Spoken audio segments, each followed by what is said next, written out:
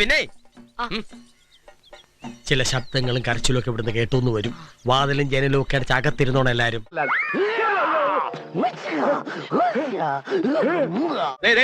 ഗ്രഹണി ആസ്മയൊക്കെ ഉള്ള പിള്ളേര് പതിവായിരിക്കുന്നതിലും 10 അടി തള്ളിയിരുന്നോണം.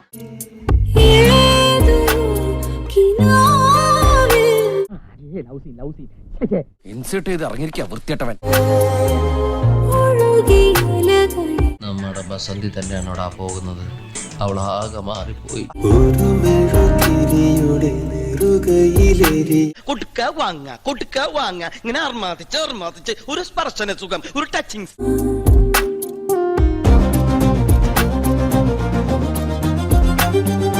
മതിയടാ മതി, നിന്റെ തുപ്പല് വീണ അവിടെ പഴുക്കും.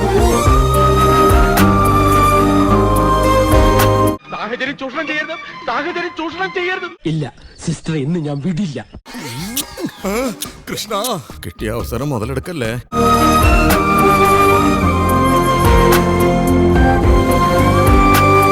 എടാ, ഇത് ഉറൂഷിയാണോ കൽപ്പനയാണോ?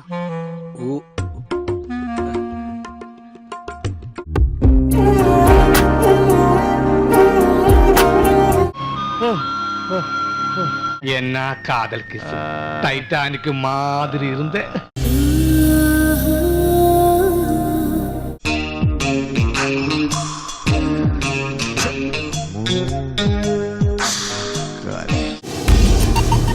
അർജുൻ വേണ്ട.